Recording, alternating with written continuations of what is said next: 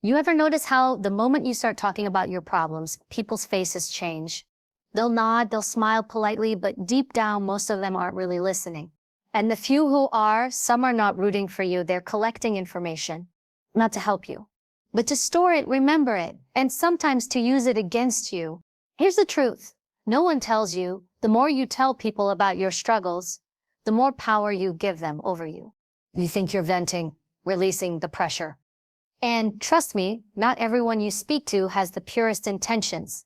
We live in a world where everyone is busy, where attention is currency, and where sympathy is often just a performance. Some are silently comparing their life to yours, feeling better that you're struggling. Some are filing away your pain, so one day they can remind you of it when it suits them. They fight it in silence. They bleed in silence. And when they finally walk back into the room, they walk in stronger, calmer, and with no sign of the battle. They just survived. And if you want to come out unbreakable, it starts with learning one thing. Stop telling everyone your problems. Most people you meet in life are dealing with their own storms. They've got their own stress, their own fears, their own endless list of things to worry about. That's the first thing you need to understand before you pour out your heart to someone. When you unload your problems onto another person, you're asking them to carry a weight that isn't theirs. And while a few rare people will genuinely be willing to carry it with you, most will either set it down the second you walk away, or they'll carry it only long enough to use it for their own advantage. This isn't because every person is cruel or selfish. It's simply human nature to prioritize our own survival, our own comfort, our own emotional space. Think about the times someone has told you their problems. If you're honest, you've had moments where you weren't fully listening. Maybe you nodded along, maybe you gave some generic advice, but in your mind you were already thinking about your own schedule, your own deadlines, your own frustrations. That's exactly what happens when you tell people your problems. They filter them through the lens of their own life. Your pain is not their priority, and the sooner you accept that, the freer you will be. Some people will pretend to care because it makes them feel like a good person. They'll give you a few, "Oh, I'm so sorry to hear that" lines, maybe pat you on the shoulder, but inside they're emotionally checked out. Others will genuinely listen in the moment, but once the conversation is over, your problem will fade from their mind because it doesn't directly impact their reality. And then there's another category, the dangerous one. These are the people who store your vulnerabilities like ammunition. They'll smile to your face, nod, act like they're in your corner, but later they'll bring up your struggles to others, twisting the story, framing you as weak, or using your situation to elevate themselves. This is why you must be careful with your words. Once they're out of your mouth, you can't take them back. You can't control how someone will interpret your story or where they'll take it next. A private struggle can be solved in your own time. But once it becomes public knowledge, it lives in other people's minds forever. They might move on, but they will never completely forget that you once admitted you were drowning. And in a world where perception often matters more than reality, that image of you as the person with problems can stick longer than you think. When you tell someone your problems, what you're often looking for is validation, comfort, or understanding. But here's the hard truth. You can't rely on the world to give you those things. Because even if someone does care in the moment, they can't carry the weight for you. At the end of the day, you still go home with the same situation, the same challenges, and the same responsibility to deal with them. Emotional support is nice, but it's not a solution. And if you become dependent on other people's sympathy, you'll find yourself needing it more and more, until you can't handle anything without an audience to reassure you. And let's be honest, not every ear you speak into is a safe one. Some people don't want to see you get better. They feel more comfortable knowing you're struggling because it makes their own life look better in comparison. They might subtly feed into your problems, not to help you solve them, but to keep you in a place where you're dependent on their advice or their listening ear. They'll say things like, "Oh, that's so awful, you poor thing," while secretly enjoying the drama of your life. You have to understand your problems can be entertainment for some. They fill the boredom in their day. They give them something to talk about when you're not around. There's another thing to consider.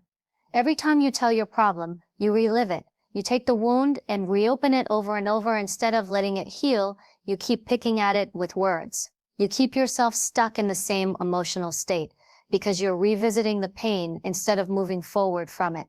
The more people you tell, the more times you relive that pain. You might think it's helping you process it, but in reality, you're reinforcing the story in your mind, and that makes it harder to let go. It's not that you should never talk about what's bothering you. It's that you need to be intentional about who you tell and why you're telling them. If you're going to share, it should be with someone who has proven loyalty, who has demonstrated integrity, and who will keep your confidence without judgment or gossip. And even then, you should share with the intention of finding a solution, not just to vent endlessly. Venting feels good in the moment, but it rarely moves you forward. In fact, it can trap you in a cycle of emotional dependency, where you constantly need to offload to someone else instead of developing the resilience to handle things within yourself. You have to start operating from the assumption that most people have limited emotional bandwidth. They can only give so much before their own life pulls them back into their own struggles. And that's not a bad thing, it's just reality. By lowering your expectations of others, you protect yourself from the disappointment of realizing they don't care as much as you hoped they would. Instead of wasting time feeling hurt about who didn't show up for you, you shift your focus to what you can do for yourself. Because at the end of the day, the person who will always have to face your problems is you. This shift in mindset makes you stronger.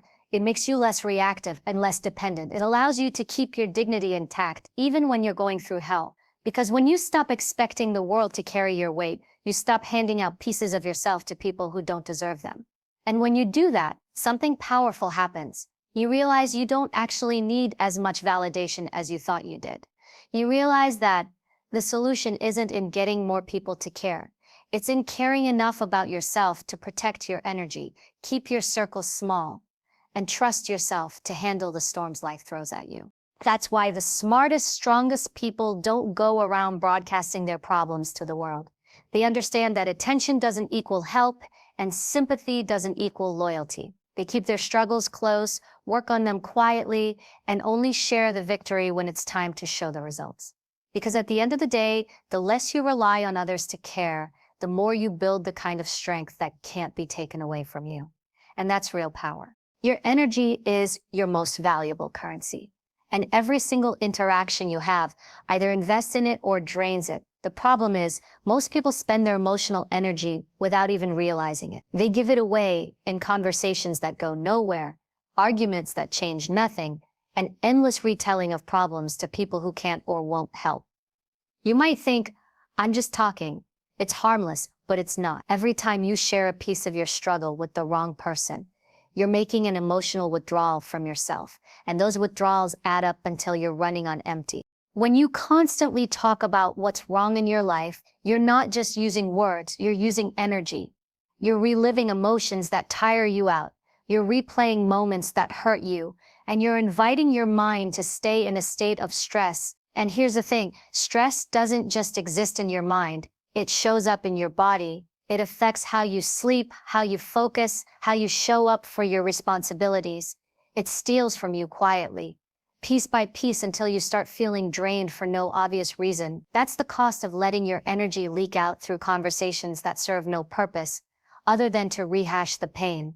You have to understand that not everyone is qualified to receive your problems. Some people don't have the capacity to hold that weight without it spilling over into something toxic. They might mean well, but they'll either dismiss your feelings, judge you for having them, or make you feel worse by projecting their own negativity onto you. Every time that happens, you're not just failing to get the support you wanted.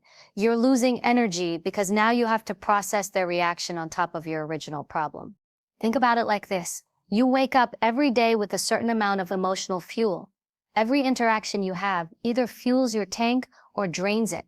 If you start your morning pouring out your stress to someone who isn't equipped to help you, you're already starting your day at a loss. Now you're running through your day trying to function with less emotional strength than you woke up with. And the more you repeat that habit, the more exhausted and irritable you become. You start snapping at small things. You start feeling unmotivated. You start feeling like life is heavier than it actually is. Protecting your emotional energy starts with being intentional about where it goes. Just like you wouldn't give your bank account password to every person you meet, you can't give your emotional access to everyone who asks what's wrong. You have to decide who's earned the right to hear your struggles. And here's the truth, very few people have earned that right. The smaller that circle, the safer you'll be. Another reason you must protect your energy is because some people will take from it without giving anything back. They'll listen to your problems, but not to help, just to compare their own life to yours, or to feel a momentary sense of superiority. And you'll walk away from that conversation feeling lighter for a second, but heavier later, because something about the exchange didn't actually comfort you. That's the trap. You think talking helped, but it only shifted the weight around without removing it. Sometimes the best thing you can do for your energy is to keep certain things to yourself and process them in private. Sit with your thoughts, write them down, work through solutions before involving anyone else. Because the less you repeat your problems out loud, the less power they have over you. You stop giving them space to grow in other people's minds, and more importantly, you stop feeding them with your own voice.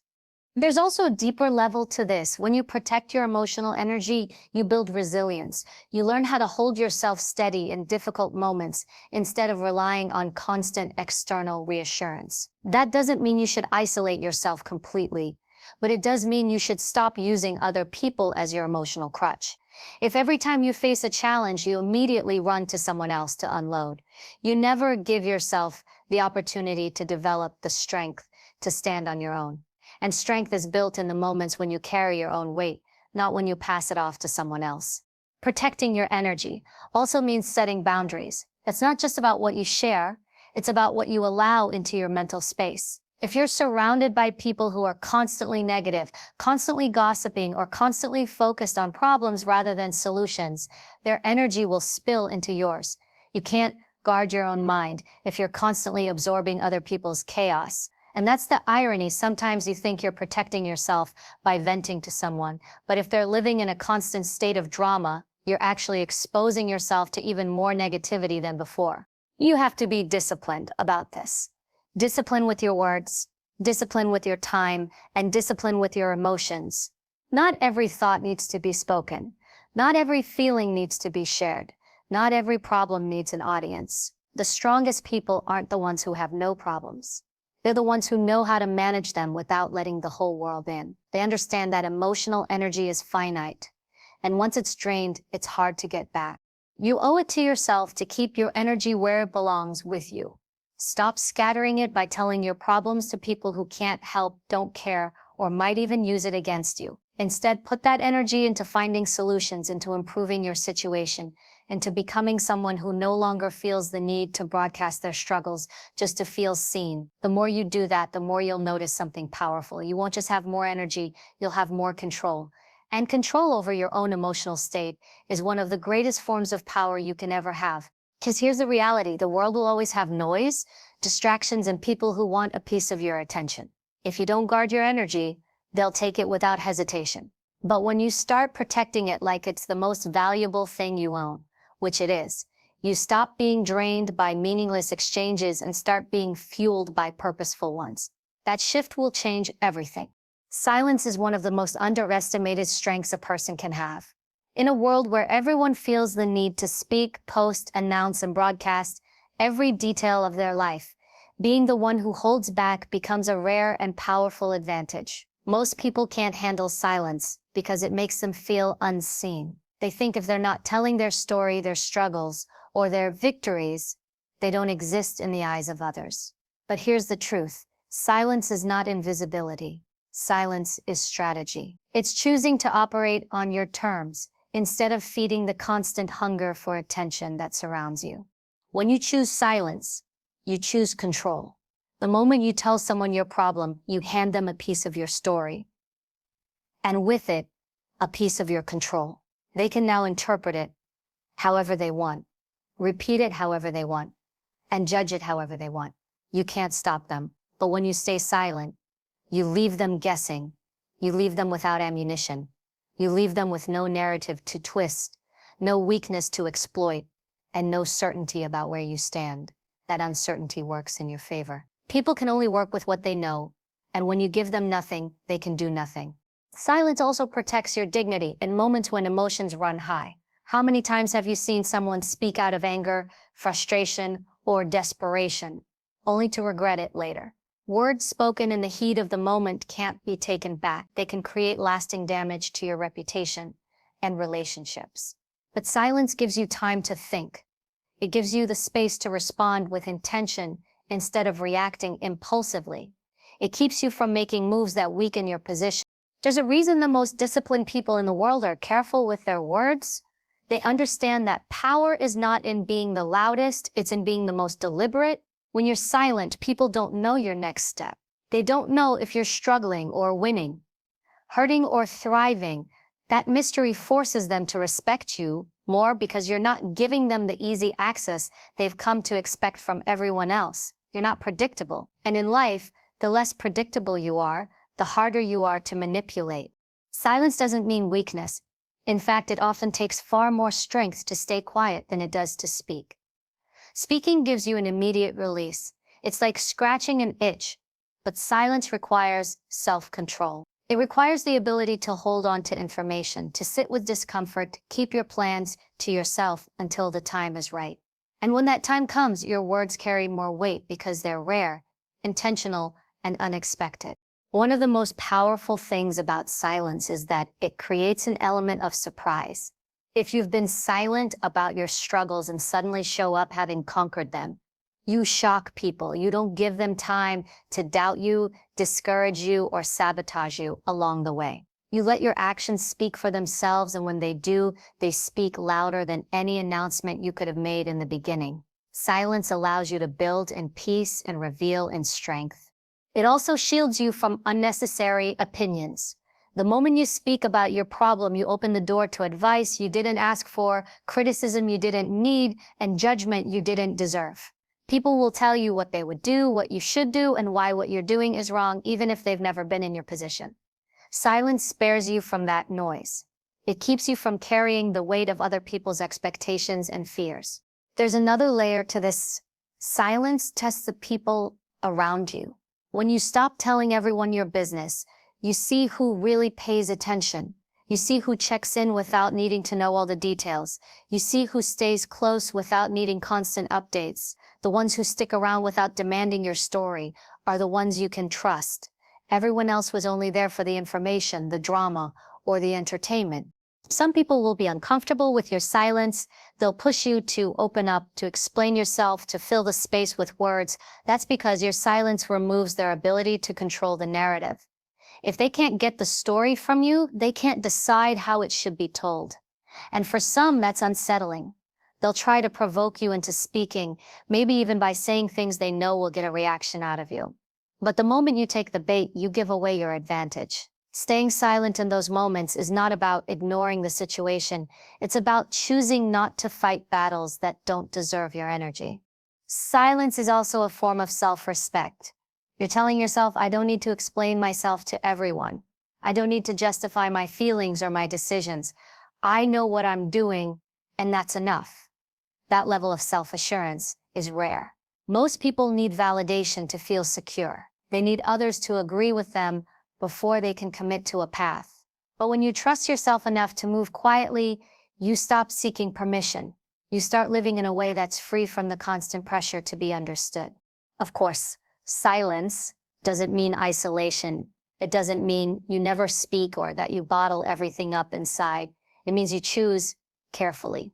You share selectively. You open up only to those who have earned the right to hear your thoughts and your truth. And even then, you share with intention, not out of impulse. The more you practice silence, the more you realize how much it strengthens you. You're not just holding back words. You're holding on to your power. You're keeping control of your emotions, your plans, and your image. You're creating a life that doesn't require public approval to move forward. And when you finally do speak, your words carry weight because they're backed by thought, experience, and results.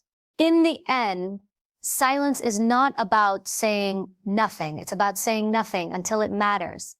It's about choosing the moment when your words will have the greatest impact and refusing to waste them on people or situations that don't deserve them. Because once you understand the value of silence, you'll stop seeing it as empty space and start seeing it for what it really is. One of the most powerful tools you'll ever have. Complaining is easy. Anyone can do it. You don't need a plan, you don't need a strategy. You just need to open your mouth and let the frustration pour out.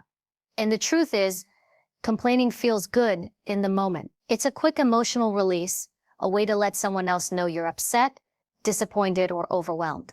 But here's the problem. Complaining without action changes nothing. It doesn't solve the issue. It doesn't move you forward. And in most cases, it keeps you stuck exactly where you are. Worse, it trains your brain to look for problems instead of solutions, until finding something to complain about becomes your default way of thinking. When you live in a state of constant complaining, you're basically telling yourself and everyone around you that you're powerless. You're saying, this is my situation, and all I can do is talk about it. It sends a message not just to others, but to yourself that you don't believe you have the ability to change things.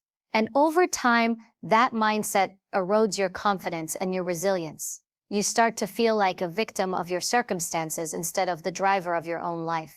Shifting from complaining to problem solving is one of the most powerful transformations you can make.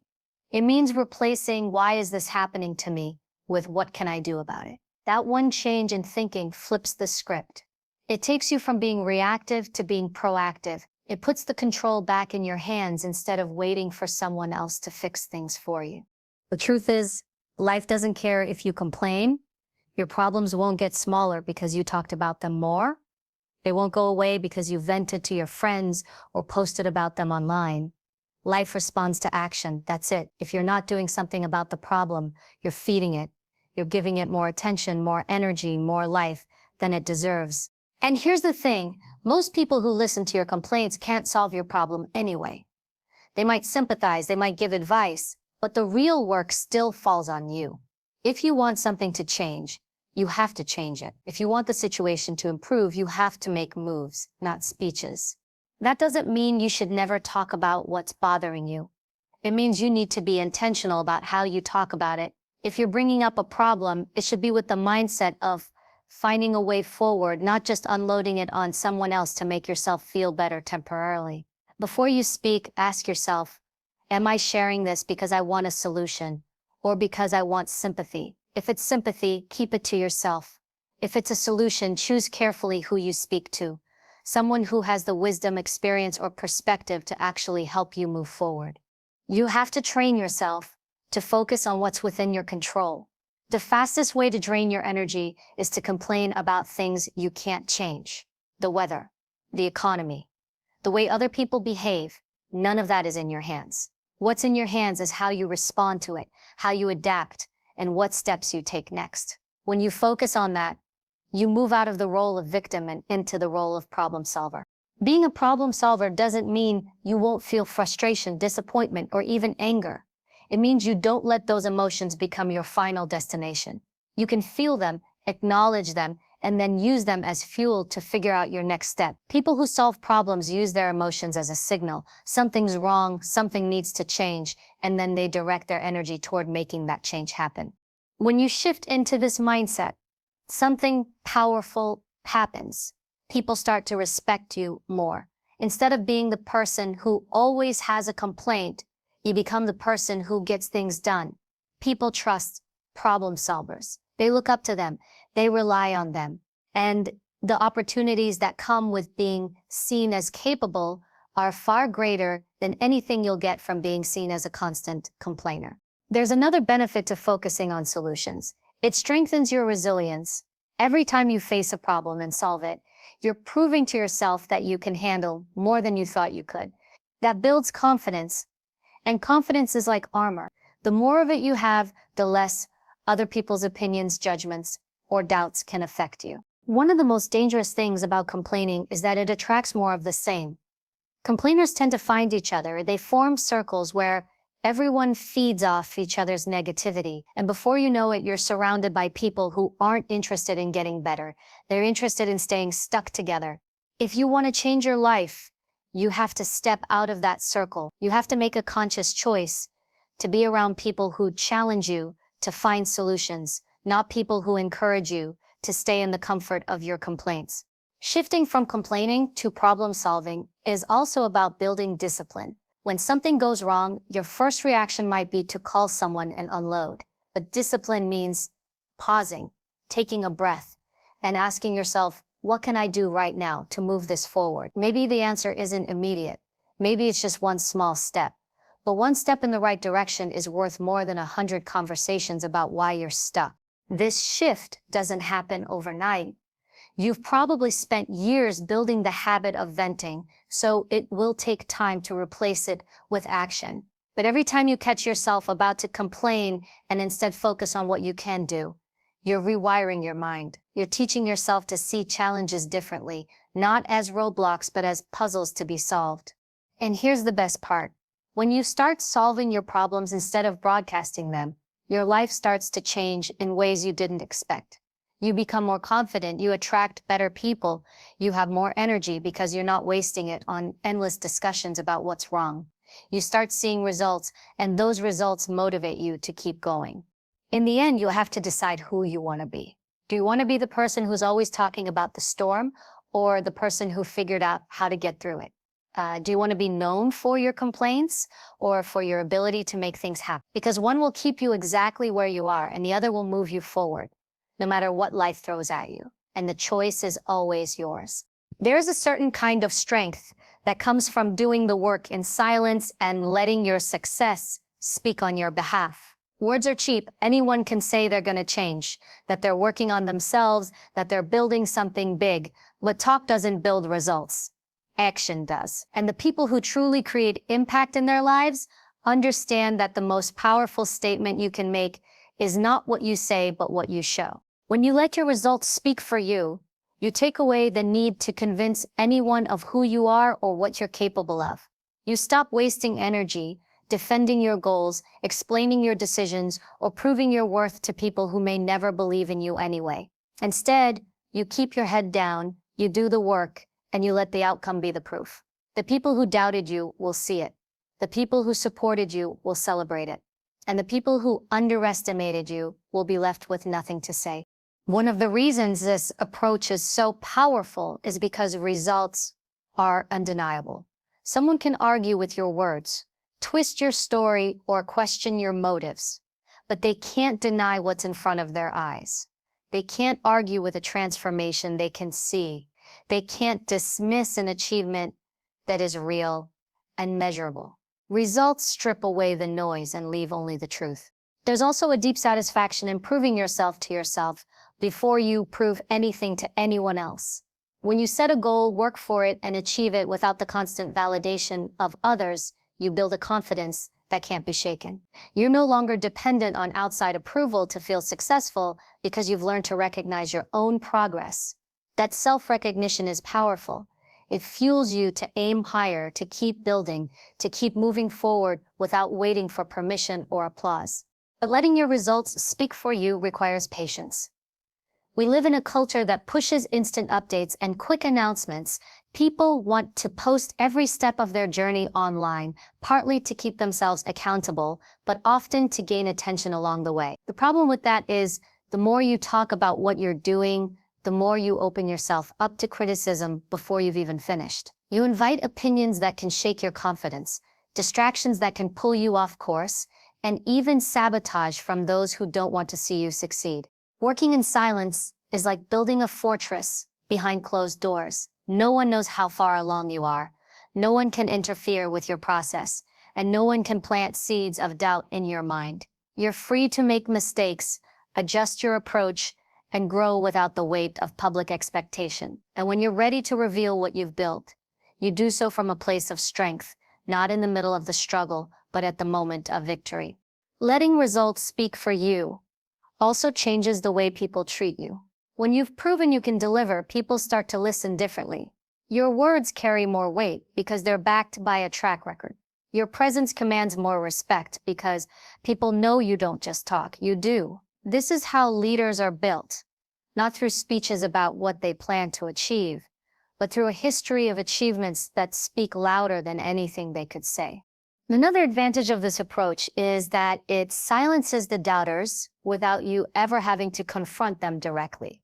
When you argue with someone about what you're capable of, you're giving them your energy and validation. You're telling them their opinion matters enough for you to fight against it. But when you simply keep working and produce undeniable results, You bypass the argument entirely. You don't need to explain yourself. The proof is in the outcome. That's far more satisfying than winning a verbal debate. This doesn't mean you hide forever or downplay your success. It means you allow your success to arrive on its own terms. You don't announce it prematurely. You don't beg for recognition. You trust that the work you've done will speak for itself when it's ready. And when it does, it will be impossible to ignore. It's also important to remember that results are personal. They don't have to look the same to everyone. Your definition of success is yours alone, and you don't need to measure it by someone else's standards. For one person, a result might be building $1 million business. For another, it might be finally paying off debt, earning a degree, or becoming healthier and stronger. Whatever it is for you, own it. Don't let anyone diminish it because it doesn't match their version of achievement. The beauty of letting your results speak is that it builds credibility over time. You become known as someone who delivers, someone whose actions align with their words, and that reputation follows you into every new challenge you take on. Opportunities start coming to you because people trust your ability to follow through. That's when momentum really starts to work in your favor. You're no longer chasing every opportunity because your track record is attracting them to you. But here's the key: you have to stay consistent. Letting your results speak for you isn't a one-time thing, it's a way of life. It means showing up even when no one's watching, even when no one's cheering you on. It means doing the work in the quiet, boring moments when motivation is low and discipline is the only thing carrying you. And it means being willing to stay the course for as long as it takes to turn effort into evidence.